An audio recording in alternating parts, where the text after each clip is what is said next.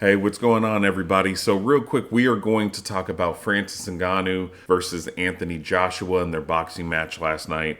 So, basically, guys, it only lasted 2 rounds, and for the first and the second round, Francis Ngannou was getting pieced up by Anthony Joshua, and then ultimately in the second round, Francis Ngannou was knocked out. And when I say knocked out, guys, I mean fell back, leg twisted, completely not in control of his body.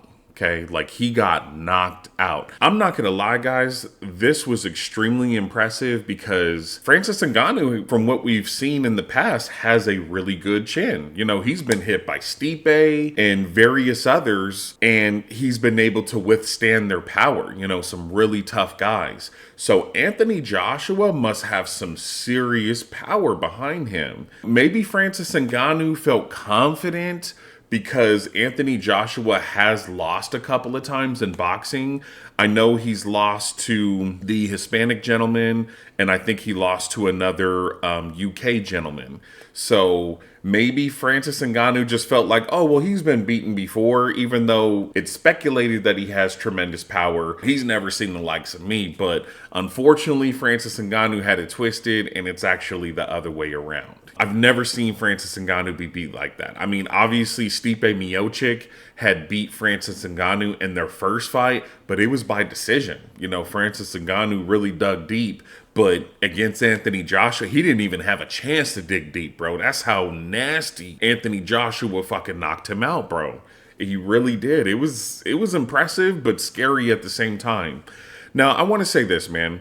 I do really feel bad for Francis Ngannou in a sense of, I know he was chasing a dream. I know he wanted to just become, I mean, he already is famous, but I know he wanted to really propel himself into a status of almost like a Mike Tyson. But me personally, bro, I think the crazy part is, guys, is I really never felt like he should have went over to boxing in the first place. Not because I don't think that Francis Ngannou could do well in it. It's just because Francis Ngannou does so well at MMA. I just felt like, why go over there, bro? Why not just keep dominating in MMA? You know what I'm saying? Like, you can do wonders in the PFL as long as the PFL heavyweight guy, which is another huge guy with extreme power, as long as he didn't knock Francis out. I felt like Francis could have did really well in the PFL and in MMA in general, because he obviously did really well in the UFC. Aside from Stipe Miocic and Derek Lewis, Francis Ngannou dominated the UFC. You know what I mean? So I didn't really think he should get into it in the first place. Now, I'm not going to lie. When he fought Tyson Fury, even though he lost the decision by the judges, I think we all know that Francis really won that boxing match. He outpointed Tyson Fury, right? So that was impressive. But honestly, I was really like, okay, bro, you showed the world that you could box. You should really go back to MMA. You should really go back to the PFL. Because for one, the PFL, they're taking care of you. Why are you focusing on all this boxing when you should be focusing on the company that you just signed this contract with? But that was just my opinion. And then I heard the announcement that he was fighting Anthony Joshua. And I was like, okay, I mean, I guess, you know, I respect the fact that you're taking a risk, because without risk, there's no reward. But, and that's the thing, even though Francis Ngannou got knocked out, bro, he did make a huge bag. I think Rampage said he made like about 20 million off of this AJ fight. Who knows what he made off of the Tyson Fury fight? I'm sure it was in the millions as well. So even though he's lost, he is officially, guys, Francis Ngannou was 0-2 in boxing. Now, granted, he is fighting the best in the world immediately. No warm-up fights, no mediocre fighters to build up his, boxing skills. He went straight into the elites. So I give him credit for that, but he's 0-2, bro. That's a bad record. That means you haven't won once. Now, again, unofficially, I feel like he won the Tyson Fury fight, but officially, bro, he didn't win it. So, but yeah, man, that was a really bad look for Francis Ngannou. Now, I want to also point out one thing real quick. Even when Francis Ngannou was in the UFC, after Francis Ngannou had lined up a string of victories, usually by knockout, especially once he had knocked out Alistair Overeem, Francis Ngannou got really cocky. You could see his ego was real. And that was the point where him and Dana White started to have a lot of friction between each other. And that's exactly what Dana White said. Dana White was like, oh, this nigga feeling himself. Yeah, his ego is way up here. He walking around like he's king shit, like, you know, like he's invincible, like a shit don't stink. And I don't like it. I'm paraphrasing. That's not exactly what Dana White said. I'm not quoting him.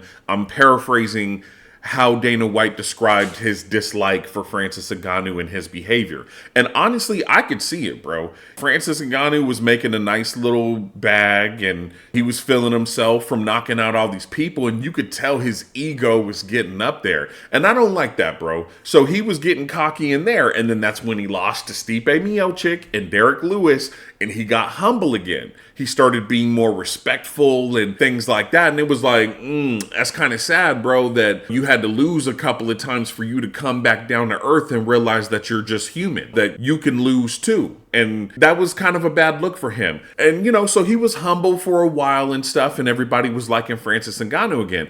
But then I noticed after he fought Tyson Fury and the world felt like he won, and he was like, yeah, I did win that. Then he started walking around again with that big ass ego, acting like, oh, I fuck niggas up and this, that, and this and stuff. Like, all right, bro, here you go again, getting real cocky. And I remember at the press conference for him and AJ, he started talking shit to Tyson Fury in the crowd. In my opinion, being real disrespectful, because let's keep it real, bro. Tyson Fury didn't have to give you that opportunity. He technically helped Francis Ngannou make a huge bag, bro. And he didn't have to do that.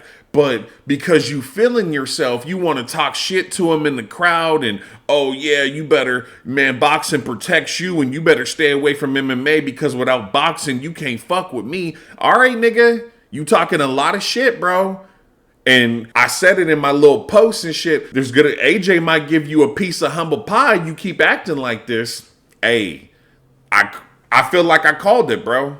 I feel like AJ knocked his ass out. Now, here's the thing, bro. I like Francis Ngannou. I think that Francis Ngannou is one of the best in the world. But I hate it when people get on their high horse and they act like they're better than everybody else and stuff like that. I don't like that. I don't fuck with you when you act like that. You know what I'm saying? So, hey, man, it is what it is. But you could tell he real humble now. Then now at the press conference, you know, sometimes you just wake up and it ain't your day. And I knew as soon as I woke up that I probably wasn't going to win the fight because I just felt like today wasn't my day. And so now you want to be humble now that you done got your ass knocked out. Hey, bro, I'm going to say this. This is a common expression. Again, I'm kind of paraphrasing because there's a few different ways that you can say it. I think the traditional way is be humble in victory as well as gracious in defeat. But the way I like to say it is be humble in victory as well as defeat. Okay? So meaning no matter whether you win or you lose, stay humble, bro. Stay respectful. You know, respect your opponent, respect the people around you, because let me remind everybody, at some point in your life, you're going to need help from somebody, whether it's friends, family, a doctor or surgeon, fucking bum on the street. You never know, bro. So always be respectful to everybody and stay humble. But yeah, man, that's my opinion on that. I'm going to say this, bro. This is the last couple things I'm going to wrap it up. I definitely think that Francis Ngannou's stock went way down. I think a lot of the value behind Francis Ngannou was the fact that he's never been knocked out before. Even though he lost to Stipe Miocic and Derek Lewis, it was both of them were by decision. Now, the Stipe Miocic one, that was very obvious that he was just outclassed in that first match. But still, he didn't get knocked out. So I think a lot of the Francis Ngannou value is nobody can knock this dude out, you know, kind of deal. And, you know, the chances of him losing are really small because more than likely he's going to knock you out, you know. But now he's shown the world that he can get knocked out. And let's not forget, once somebody gets knocked out, with a lot of fighters, you will actually start to see a pattern and a repeat of them getting knocked out. And I actually looked this up. The reason you see a lot of fighters, once they get knocked out once, they're more prone to getting knocked out in the future. I looked this up on Google. The reason for that is your brain right? When you're in a fight and you're getting clipped in the face, your brain will start to kick into defense mode, right? And even if you don't get hit with a super powerful shot, like maybe the first time you got knocked out, your brain will instinctively shut your body down as a defense mechanism to try to keep itself alive. That's why people are more prone to getting knocked out in the future, because their brain will shut their body down to try to protect itself. Okay? So this means that moving forward, whether he's in boxing or MMA, Francis Ngannou might be more prone to getting knocked out instinctively, genetically now. So, I don't know, bro, but I personally think that his stock went way down. I don't know, man. I don't know what value the world is going to put on Francis Ngannou now. I don't know if he's going to keep making these big bags how he just did. You know, people might not care now. Everybody's telling him, go back to the UFC. For one, this is how you know, like, the boxing people are dumb as hell. He's never going back to the UFC, bro. Dana White literally said Francis Ngannou is never coming back to the UFC. What people mean to say is Francis Ngannou should go back to MMA, okay? Specifically the PFL, because that's who he signed a contract with. But honestly, I might agree with that, bro. I think that MMA is where Francis Ngannou really shines, because in MMA, bro, you have other tools that you can utilize besides just your hands. You can grapple. You could submit somebody, which Francis Ngannou has done a submission once in his career, and it was impressive. He can kick. He can wrestle. There's so many more tools that you could utilize. And to me, I think that MMA is more impressive because MMA is the closest thing you're going to get to a real street fight. You know what I'm saying? Of course, they have some rules to make it a little bit more civilized. But other than that, other than those few rules, bro, that's the closest thing you're going to get to a real fight. You know what I'm saying? Because I know me, if I get into a street fight, I'm not going to fight by boxing rules. You know what I'm saying? I'm going to do everything I can to knock your fucking ass out. And if that means kicking you, picking you up and dumping you down, fucking choking you out, whatever the fuck I got to do to make sure that I get home safely is what I'm going to do. You know what I'm saying? So I think that MMA is more realistic anyway. And that's where Francis Ngannou shines best. So maybe he should go back to MMA, bro, and leave the boxing alone. But then that would be a bad look. Like, he did it, lost twice, and his last fight in boxing was a knockout. Like, yeah, bro, I don't know. It's just not a good look for him. But those are my thoughts, guys, on Francis Ngannou and the whole boxing thing. You guys let me know in the comments what you think.